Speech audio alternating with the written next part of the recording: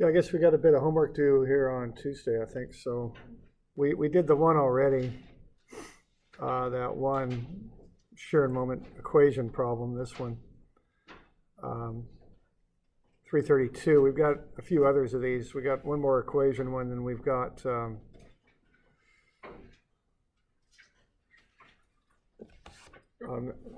diagram one.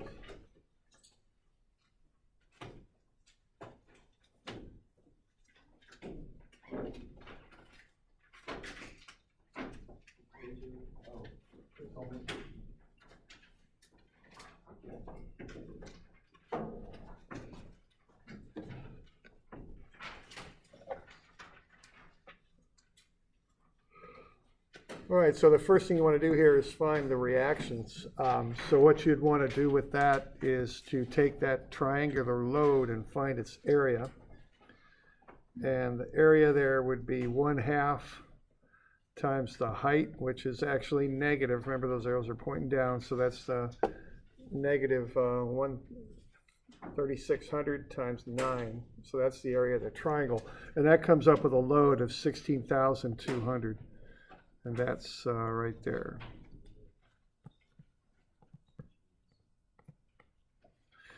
Now where that is, it's 1/3 of the way over from the right angle. Okay, that's 9 meters, so this distance here would be 3.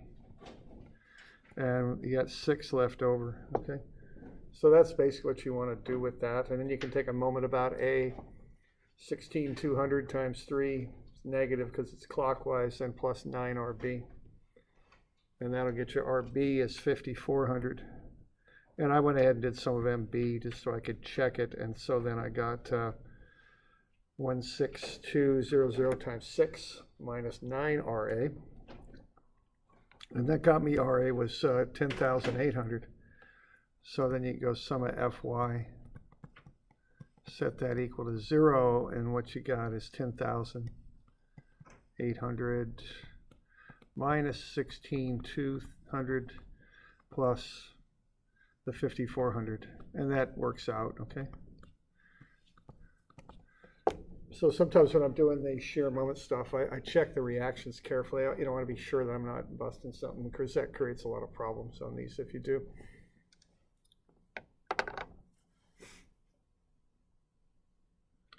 All right, so that's the first thing I do would be to find those reactions. So 10,800 and 5,400.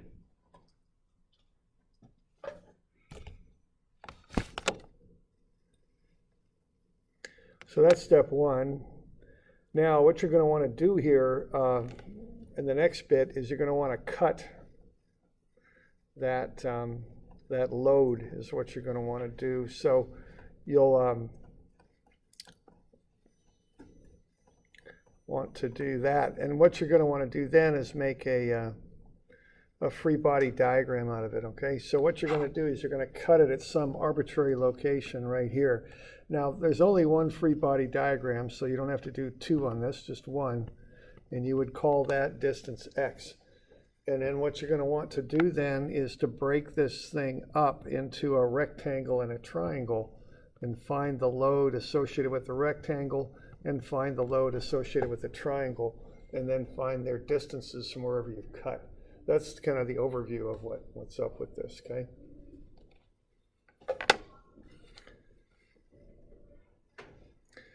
All right, so we're going to go ahead and do that. Now you're going to have to work with the slope on this a bit, because that's how you're going to find kind of that break point between the rectangle and the triangle, is by using the slope of that line.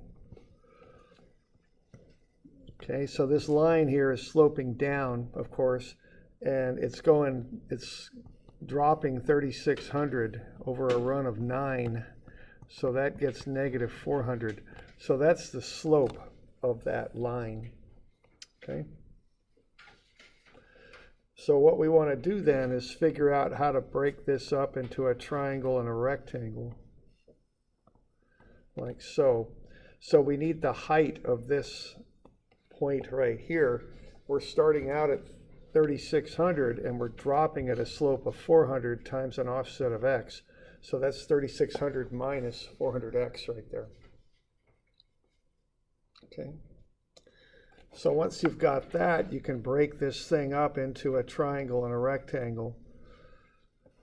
The triangle has a height of 400x. That's how far you've dropped as you go from 3600 to that point on the right. The rectangle has a height of 3600 minus 400x. Okay. So those are the two heights of the figures, the triangle and the rectangle. We okay with that, using the slope and the offset distance of x down there? All right.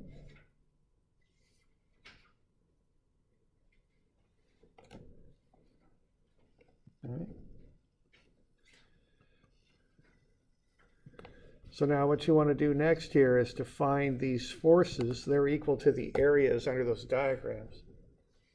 So this first one is 400x. It's a triangle. So what you're going to do is take the base times the height. So that's 400x times x over 2. Because for a triangle, you use 1/2 base times height. So that'll get you 200x squared for that one, okay? And then the rectangle has a height of 3600 minus 400x. It's got a base of x. So you multiply that x through, and what you get there is 3600x minus 400x squared, okay?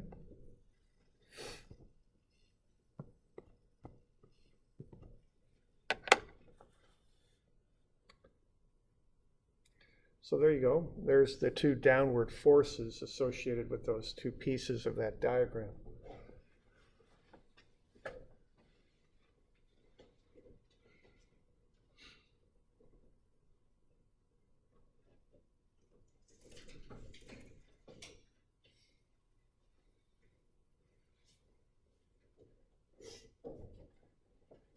Okay. So we're doing all right with that?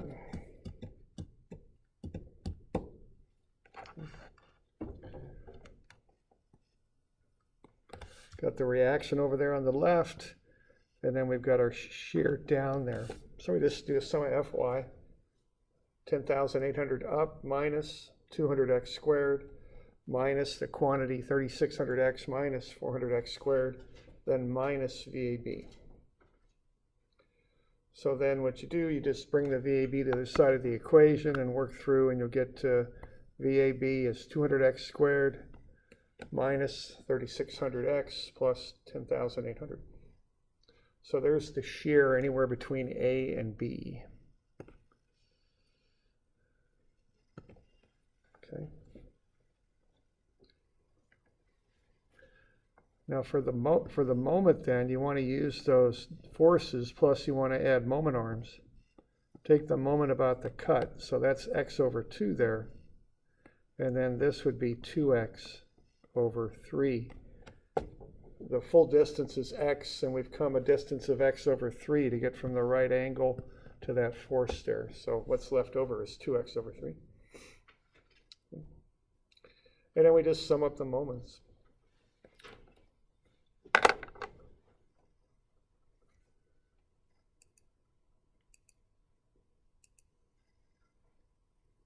Okay. So what we got is we've got, when we take moments about the cut, we've got 10,800 times the moment arm of x. It's negative because that'll come around clockwise.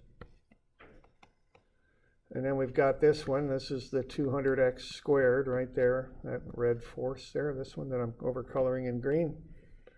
Okay, and that will have a moment arm of 2x over 3.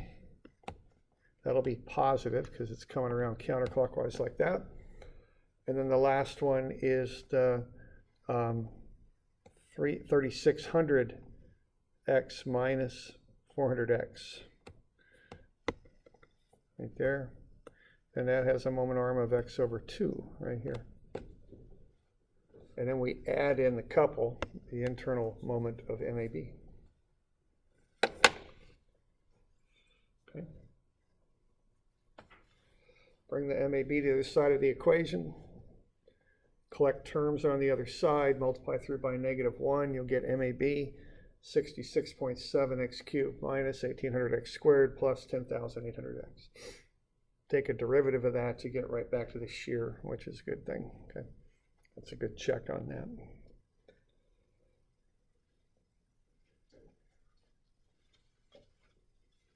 Any questions on that one?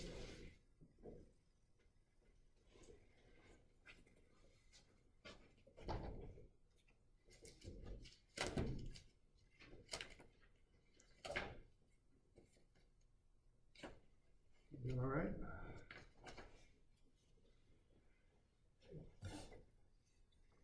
All right, so that's that one. Okay. Now the diagrams are next. There we go. Draw shear and moment diagrams for the beam. So you want to find the reactions first. So, remember to do that. Remember to take some care on those and be sure that you're getting them right, especially these shear and moment diagrams, which I'll have you do these on the final. If you bust the reactions, it can really cause some problems on your diagrams. So just, take your time on these. Be sure you're getting the right reactions. So I'll sum moments about A. I'll get 9,000 times 4. That's clockwise. Then I'll get minus 24,000 plus 444 makes 12 times RD. So RD is 5,000. Okay. Notice there's no moment arm on the 24,000. It already has a moment arm in it. Right there. Okay. And then I've got sum of MD is 0. It's minus 12 times RA. So that's coming around that away. So that's a minus 12. And then 9,000 times 4 and 4 makes 8. But that's a positive moment because that comes around that way. And then the 24,000 is clockwise, so that's a negative. That'll get you RA at 4,000.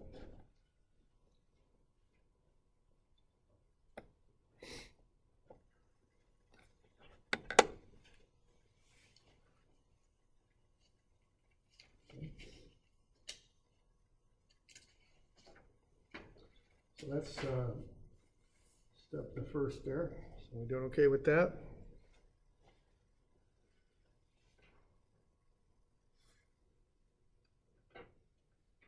Okay. So we start with those reactions. So 4,000 on the left and 5,000 on the right.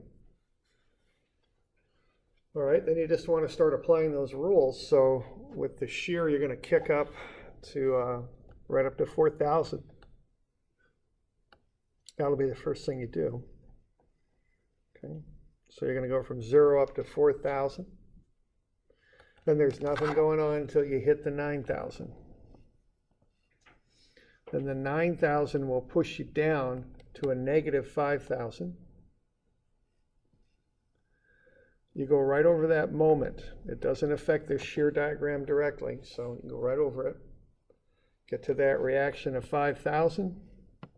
And that brings you back to 0, okay?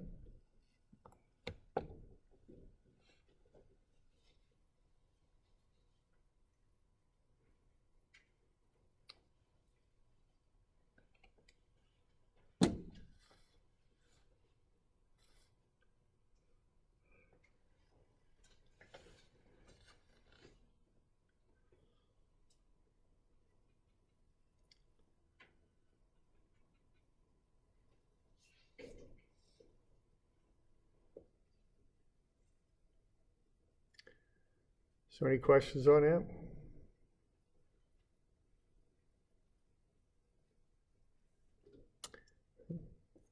So the next thing to do there, if we're good with that, is find the areas under the shear diagram. Whenever you got these areas, you want to find them. So 4,000 times 4 is 16,000. Now, that couple didn't affect the shear diagram, but it will affect the moment diagram. So I'll find the area to the left and the right of it. So to the left, I got negative 5,000 by 4, that's negative 20,000. To the right, I've got negative 5,000 times 4, that's again minus 20,000. Okay.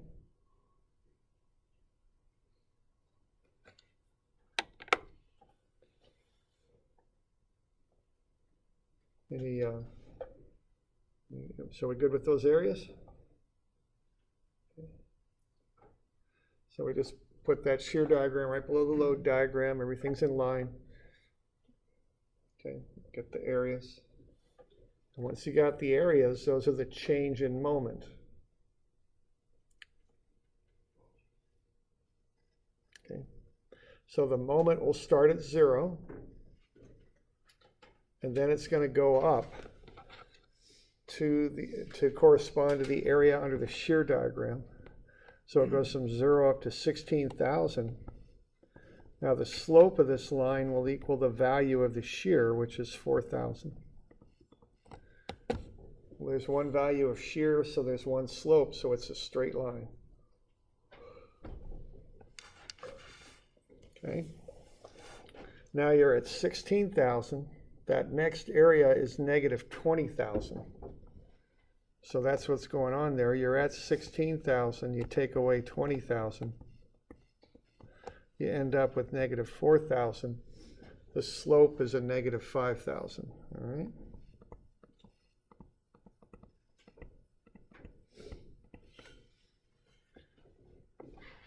So now you're down at negative 4,000.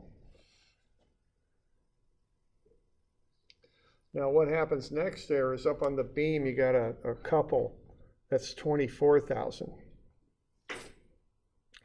Now that's a negative couple because it's clockwise. So you got to go the opposite direction on the moment diagram. So instead of going down 24,000, you go up 24,000. Okay. So you're starting at a negative 4,000, but you're going up 20,000. So you end up, 24,000 there. You go up 24,000. So where you end up at is at positive 20,000. Okay. So the change in moment is the area under the shear diagram. Okay. What does the 24,000 pull it up? Because it's in a negative position. Right. Okay, so the question is, why does the moment diagram have a positive sign when the applied moment is negative? The reason is that what you're doing there is you're looking at how the beam reacts to what's being done to it. That's really what we're looking at here.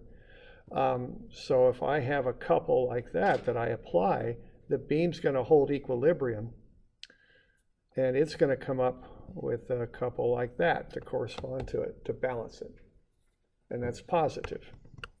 So that's why the moment diagram responds in the opposite direction, because it's reacting to what's being done to it. The shear is really the funny one. You see, the shear does the same thing if you just draw a picture.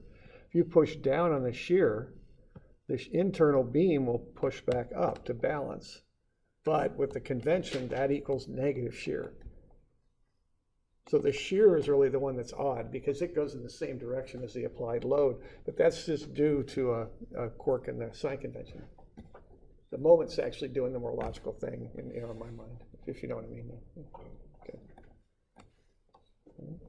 Yeah. Okay. But and that is a good question, because that's remember this, because I've seen a lot of diagrams where people forget this and they shoot it the wrong direction. Then you can't make the diagram close, and it kind of whacks you out. So just remember to turn that sign around when you got a couple, because it'll blow up your diagram if you miss it. And that's another little thing. If you're in the middle of a problem here and you're like, hey, what's going on here? I can't even come close to closing and that kind of thing. Have a look if there's a couple on there. Maybe you went the wrong direction. Okay. All right. We okay with that? All right. All right. The next one here is a cantilever, so that's going to have a couple over at the wall at A. So the first thing you want to do with this is find the reactions. Okay. Now cantilever reactions are pretty straightforward. You just sum of Fx, sum of Fy, and sum of moments, and that's how you find them.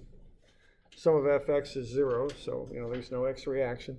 Sum of Fy is Ray up.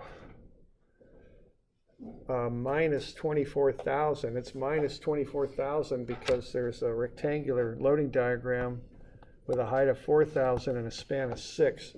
When you multiply those together, you get negative 24,000. Now the total width of this thing is 4 and 2 make 6. Half of that is 3. So, you know, we got 6,000 or 24,000 down. Okay. So that's what's going on there. And of course that acts right at the centroid, so that's what I mean by at 3 meters. It's 3 meters over from A. Half of the 6. All right, so I got sum of Fy. I got RAY up, minus 24,000 down, and also have this load right here, 8 kilonewtons. That's 8,000 newtons. That's down also. So to hold this thing up, the reaction is going to have to be 32,000 up.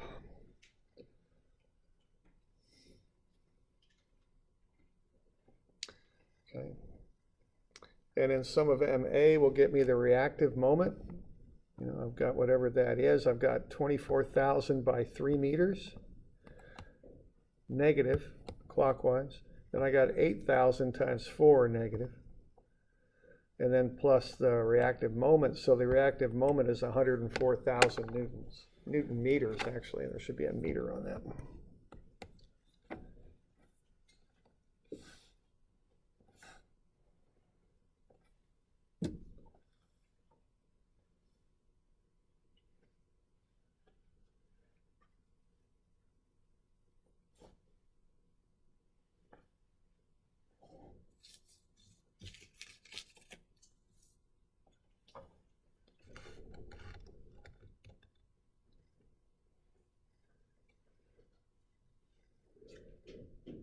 Okay, so we good with that?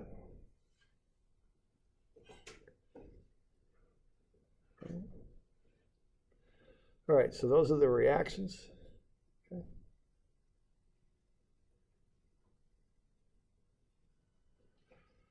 All right, now, so what we're going to do, we're going to start at 0, kick up to 32,000 on account of that reaction. Okay, so that's just immediate because that reaction's right at the wall. So you start down there at 0, you just kick right up to 32,000. And then you start to drop, okay? Now again, the slope of the shear in this case is equal to the value of the load, and that's negative because that load is pushing down 4,000. Now when I found areas under this load diagram, I took them to the left and the right of that 8 kilonewton load. Reason being, I know that's going to cause a break in the shear diagram. So I'm going to calculate the areas on either side. So I got 4,000 by 4, that's negative because it's down, that's negative 16,000. And then I got negative 4,000 times 2, and that's negative 8,000. All right, so I'm up at 32,000, and then I'm going to drop by 16,000. So 32,000 minus 16,000. So that equals that value right there of 16,000. Okay. Then I'm at 16,000, and I got that 8 kilonewton, which is an 8,000 newton load, so that pushes it down 8,000. So we're at 16,000 there, and we're dropping 8,000 more. So we get to 8,000. And then that last little bit, the area under the diagram is negative 8,000. So we're at 8,000 and we drop by 8,000. So we end up at 0, which is where these things should close to. Yeah, that's what they ought to do.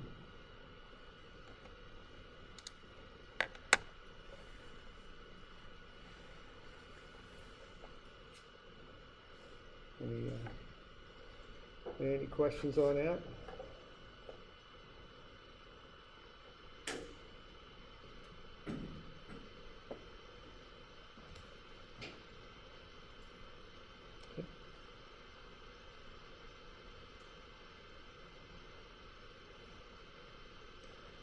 So that's that one there, okay?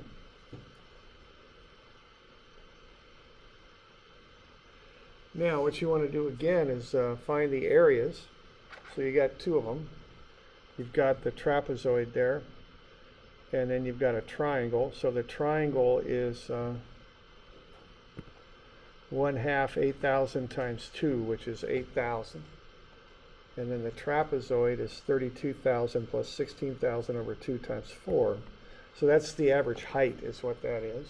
So 32,000 on the left, 16,000 on the right. So the average then would be 24,000, I think.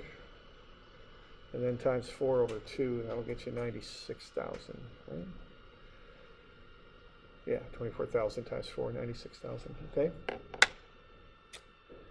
And then you got those two areas. Now to get to the moment diagram, what, you got a positive reactive moment there, 104,000. So that's going to cause the moment diagram immediately to go down. So again, the moment diagram moves in the opposite direction as the applied moment. So you end up at negative 104,000 there, okay? So you start there, and then you're going to have a change in moment that's equal to the area under the shear diagram. So you're at a negative 104,000. Then you change by 96,000 positive, and that comes out to be negative 8,000. So that's the value right there, negative 8,000. Okay. And that's right there.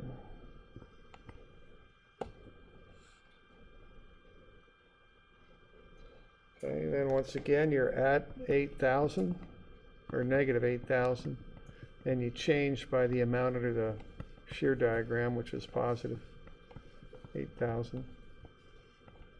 Add them together, you get 0.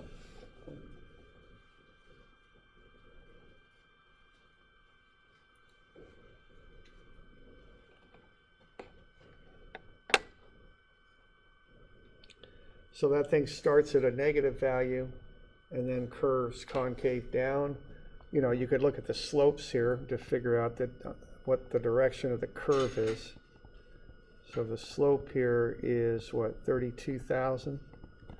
Then the slope here is 16,000. And then the slope jumps. Slope is 8,000. And then the slope is 0. So that's what's going on there. That's how you can figure out the basic shape of the curve.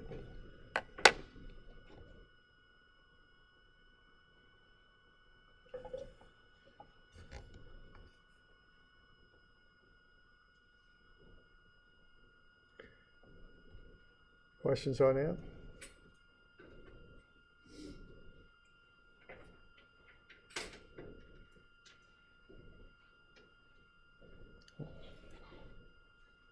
All right, so that's that one.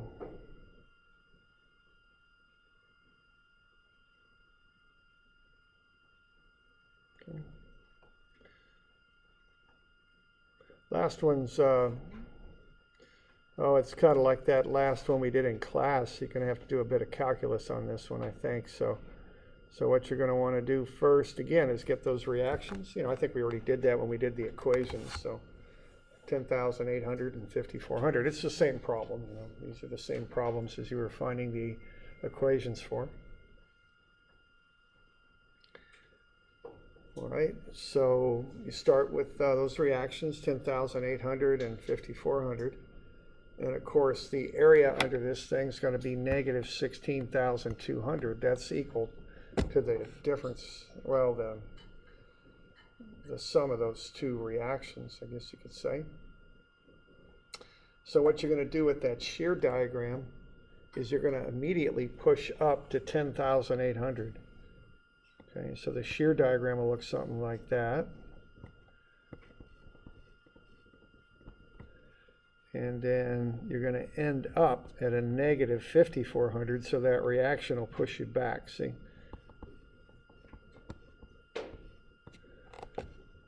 Now want you to just have a look at that. How's that shear diagram going to slope as it goes from the left to the right? What's going to happen there? It's going to be concave up or down or a straight line, or what do we got going on?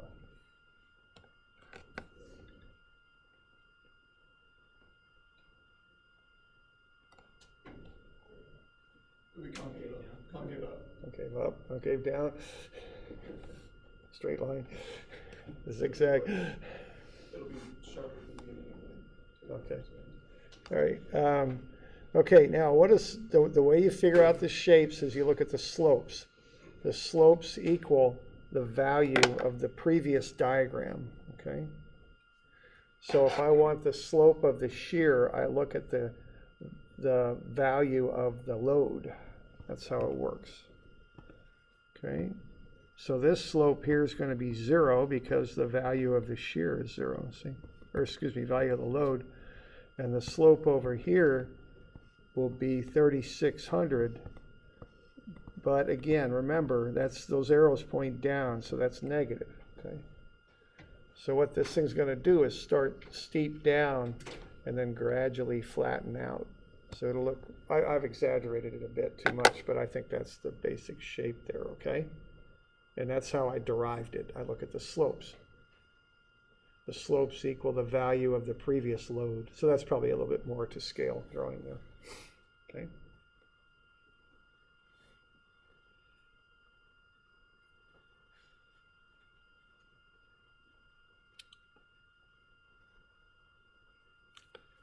All right, so that's the basic shape on the shear diagram. Now the next thing I want to do, see, I need areas there. So really, the short story is I need an equation on that line because for two reasons. One is I can integrate it and get the area under the curve. Because see, that's a parabola is what it is. It's based on a square function. So I'm going to have to, one, integrate that thing. And the other thing I'm going to have to do is figure out where it zeroes out. Because I got a negative area to the left, positive area to the right. Okay. So what I'm going to do here is base the equation of that line there, of the shear line, on the area of this diagram as I work my way over, okay? Because that's what equals the change in shear, which basically is what's going to equal that y ordinate on that on the shear diagram, which is the shear, okay? So if I find that changing area working my way over, I can derive that equation. Now, just kind of just to link something up here, you know, that's what I need to do. Now, see, I've already done that though. When you did those equations, that's basically what you were doing, right? You're coming up with an equation for that line. That's really how you build those shear diagrams, you know, and moment diagrams, is you use the equations. So you've already got them, really. Okay, and if you just plot up these shear and moment equations, you'll get diagrams. So we've already essentially done this when we did this bit right here. So the shear ought to be 200x squared minus 3600x plus 10,800. And the moment ought to be 66.7x cubed minus 1800x squared plus 10,800. See, it's x, okay, same deal, okay? So if you just plot those up for different values of x, you could plot up these diagrams, okay? Now, there might be a little difference in methodology, but not much. I mean, it's pretty straight up, okay, how you do it. But I just want to point that out. I mean, these things are, you know, they're just two ways of coming up with the same information, really. One's graphical and the other's more of an equation. People seem to like graphs a little better because we can see things, and that seems to be how we're oriented to understand things sometimes, but not all of us perhaps. But, you know, a computer would probably like an equation a little better. So what I did, I just derived that equation again. Same sort of deal. Now, now in this case, the base of this figure that I'm finding the area for and x are the same thing. That's not always the case, though. That example we did in class, we kind of started in the middle of the beam to find that area. So my habit here is I don't use x, I just call it b. In this case, b is equal to x, but it's not always true. And I don't want to be throwing x in there, because if I do, I'm going to have to say, some sort of offset on there, like what we went for that stuff we were doing in class. And just to explain what I mean here, maybe let me pull that thing up for just a second, if we can find it somewhere. Bending stress, shear and moment. There we go. Okay, so this example, that area didn't start till 3 feet over. So instead of calling that base x, I called it b, because b starts right here at the vertex. It leads to a much simpler equation. If I had used x for that, x starts on the far left-hand side of the beam. That's the convention on that. So x would start over here. Okay, so this would be x. And then what I would have to use instead of b for the base, it would be what? X minus 3, right? And this would be minus 4 times x minus 3. And it'd start getting pretty messy, just more complicated. So what I do, I just call the base of the thing b, work it out, just work with the area, that's plenty complicated enough. And then I'll just adjust for the fact that x isn't equal to b. It's pretty easy. There's just a little offset number. That's all it is. No big deal. Okay. This seems to work easier. Okay, so what I got there, I just found the area of that trapezoid. So I've got the two heights, add them up, take the average by dividing by 2, and then multiply by the base. So I get 3600b minus 200b squared. So that's the area of this shape right here as I'm working my way across. So I could plug in any value of b, or in this case it's x, same thing, in I want, and I can find the area of this shape based on that equation. Okay. Now the area of the load is the change in the shear. So the shear is going to start at 10,800. Okay. So I'm going to have to throw in that factor in there. So 10,800 minus that area is what I want. Okay. And then there's some negatives in there. So when I actually work that equation out, it becomes out to be 10,800 plus 200b squared minus 3,600b. Okay. So now I've got the equation of that line. Okay, right there. Or curve, actually, parabola. And then I can just find its root to see where it hits 0. The roots are 3.8 and 14.2. 3.8 is obviously the one I want right there that I'm going to hit, where I'm going to hit 0. So that's where it zeroes out.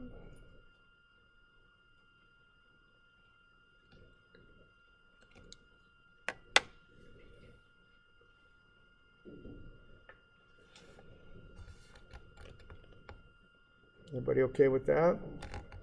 Okay. So now I've got where that shear diagram zeroes out. It's 3.8 feet over based on the equation of that parabola, which is based on the area under the load diagram. Okay. So once I've got that, then what I'll do, I'll just integrate that, and I'll come up with the area under the shear diagram. I don't think there's another good way to do it. So there might be some equations for what they call parabolic spandrels, but I'm not quite sure if they'll apply to this or not. But anyway, we'll just integrate it, okay? So when I integrate it, I'm going to get 18,737. So that's 200b squared minus 3,600b plus 10,800. And then I'll integrate that with respect to b. And as I said, I could call it x just as well for this particular problem. So I'll integrate it from 0 to 3.8. Do the integral there, and I get 66.67b cubed minus 1,800b squared plus 10,800b. Plug in the limits, 3.8 and 0, and I'll get 18,737. So that's the value of the moment at its maximum right there, okay?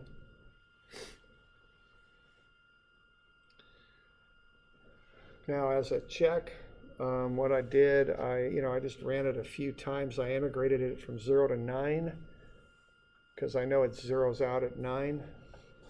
And sure enough, it came out to be 0 when I integrated from 0 to 9, so that was good. I also integrated it from 3.8 to 9, and it came out to be negative 18,737. That's good too. Okay. So this thing is going to start with a slope that's pretty large, I think. It was at 10,800. Then the slope up here will be 0. And then the slope down here will be negative 5,400. So those are just the values of shear, is what they are. Okay, so that's concave down moment diagram.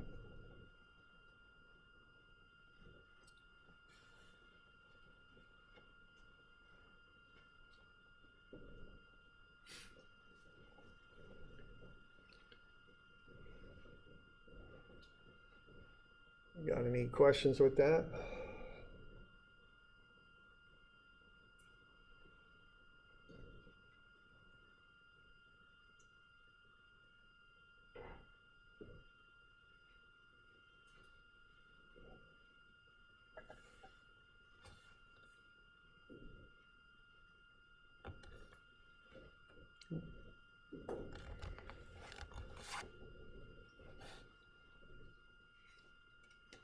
All right, so that's I'm going to run through the homework. That stuff's due Tuesday. Okay.